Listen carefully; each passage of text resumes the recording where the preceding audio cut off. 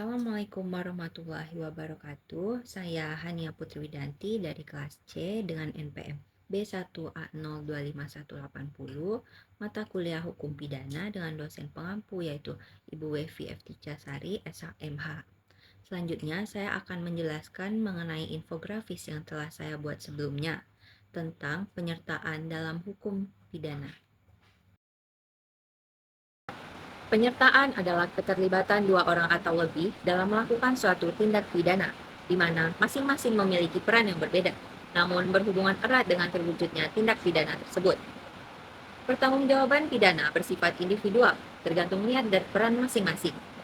Dalam kasus dengan pasal 333, 233, 349 KUHP, pembantu bisa dipidana sama atau lebih berat dari pembuat.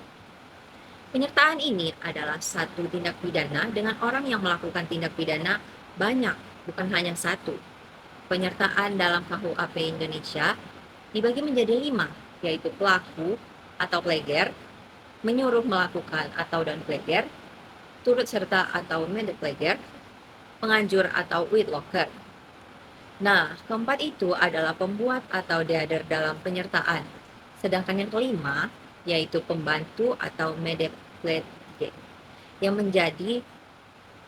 dibagi menjadi 2, yaitu sebelum dan pada saat kejadian. Selanjutnya yaitu bentuk-bentuk penyertaan. Yang pertama yaitu pelaku atau pleger adalah pelaku melakukan sendiri perbuatan pidana tersebut dengan sanksi yang sama dengan pelaku utama, dilakukan secara langsung. Yang kedua yaitu menyuruh melakukan atau don pleger. Pelaku menggunakan orang lain sebagai alat yang tidak dapat dipertanggungjawabkan. Sanksinya juga sama dengan pelaku. Tindak pidananya dilakukan secara tidak langsung. Yang ketiga yaitu turut serta atau pleger adalah pelaku bekerja sama secara sadar dan pelaksanaannya dilakukan secara bersama juga.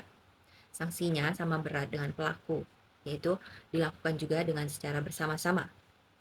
Yang keempat yaitu penganjur atau witlocker. Pelaku menggerakkan orang lain untuk melakukan tindak pidana dengan cara tertentu, seperti bujukan, ancaman, janji, kekerasan, dan lain-lain. Sanksinya juga sama berat dengan pelaku dan dilakukan sebelum kejadian itu terjadi. Yang terakhir yaitu pembantu atau mediator, yaitu pelaku membantu sebelum atau saat kejadian dilakukan, atau saat kejahatan dan kejadian itu dilakukan.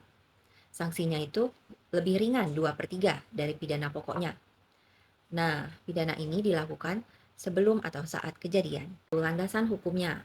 Yang pertama yaitu pasal 55 KUHP mengatur pembuat atau pelaku, penyuruh, turut serta, serta penganjur. Yang kedua yaitu pasal 56 KUHP mengatur pembantuan, yaitu pemberi sarana, kesempatan, dan juga keterangan. Selanjutnya yaitu yang ketiga, pasal 57 sampai 58 KUHP mengatur pidana bagi pembantu. Yang keempat dan yang terakhir yaitu pasal 163 bis KUHP, penganjuran yang gagal. Nah, selanjutnya saya akan menyinggung sedikit nih mengenai contoh kasus-kasus dalam penyertaan. Yang pertama yaitu don pleger atau menyuruh melakukan. Contohnya seperti si A menyuruh anak kecil yang berumur 5 tahun mengagetkan kakeknya hingga meninggal. Nah, si A ini merupakan pelaku utama karena anak yang disuruh itu belum dapat dipertanggungjawabkan karena belum cukup umur atau masih di bawah umur. Yang kedua yaitu pleger. Nah, kasusnya yaitu si A dan si B bekerja sama untuk mencuri barang di sebuah rumah. Si A merusak kunci dan B mengambil barang. Keduanya pelaku bersama. Dan yang ketiga yaitu witlocker.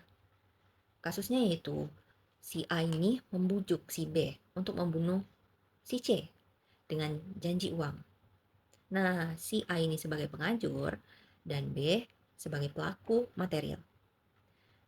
Dan yang keempat, pembantu atau mediator, yaitu si A memberikan alat kepada si B untuk mencuri. Nah, si A ini merupakan pembantu. Pidananya lebih ringan. Nah, itu tadi sedikit contoh kasus penyertaan yang ada dalam hukum pidana. Selanjutnya, saya akan memberikan cuplikan video nih, satu kasus dalam penyertaan. Check it out. Memanfaatkan anaknya yang masih kecil untuk mencuri telepon genggam. Seorang lelaki bersama komplotannya ditangkap tim Reskrim Polres Bangkalan, Jawa Timur. Dengan memanfaatkan anak kecil, komplotan ini sudah 5 kali berhasil mencuri HP. Aksi pencurian oleh anak kecil ini viral di media sosial. Anak ini sangat lihai dalam mencuri HP. Target sang anak adalah HP yang ditinggal pemiliknya di sepeda motor.